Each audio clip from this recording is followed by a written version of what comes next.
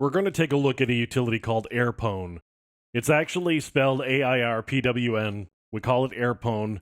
So first of all, I need to set up a couple of files, and I've actually done that already. Let me just show you what I've got here. So I've got a configuration file that Airpwn is actually going to use. What I'm doing here is I am setting up a way for Airpwn to actually match things that it is finding over the wire. And this little caret here indicates the beginning of the line. So what I'm looking for in this regular expression is anything that starts at the beginning of the line and has either get, and that's this pipe character here, or post. So beginning of the line, get, or post.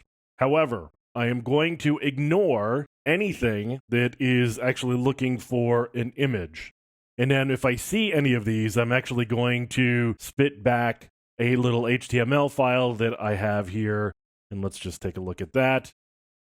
So very simple. I've got my HTTP headers, and then I've got the HTML content up above. Now, there are some things that we need to do ahead of time. The first is that we need a device that is actually going to be in monitor mode. I need to be able to capture all of the frames that are going over the wire. So I need my device in monitor mode. I have actually done that already with Airpwn. We have turned on Airpwn, so we've got a monitor mode device. We're going to run Airpwn now that I've got my monitor mode here. I'm going to say Airpwn, and I'm going to feed it my configuration file, and that's going to be test.conf. Then I need to give it a driver. Let me just show you the help file. Now you can see down here the drivers that are supported. Not all of them are. The drivers that are supported are one of these. So if you've got a Prism, you've got a Mad Wi-Fi, you've got one of these other devices, you can actually run this. So let's say Airpwn -c, and my config file is test.conf. My driver, in this case, I'm going to be using wlan-ng. And then my interface is the Mon0 that we were talking about. And then I want to do a couple of verbose, and then I actually want to do some logs.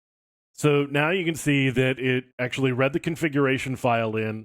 It opened up the command socket, the monitor socket, the injection socket, and then we are listening for packets at the moment. And once we actually get one of those things, and I've got a device here that's actually got a lot of network interfaces.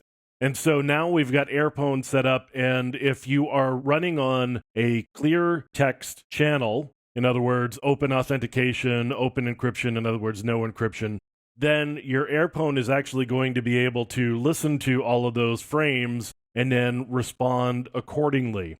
If you are using encryption, of course, you're going to not be able to use this simply because it's encrypted, and the encryption is between the access point and the sending client.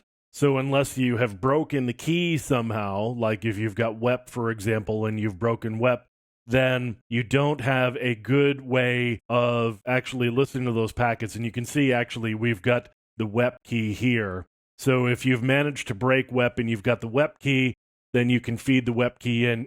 And then you can do some hijacking, actually, with Airpwn by specifying if you see a particular type of request go over the wire, you can actually inject your frames back in so that the client actually sees what you want them to see and not what they think they're going to see. And that's really the point of Airpwn.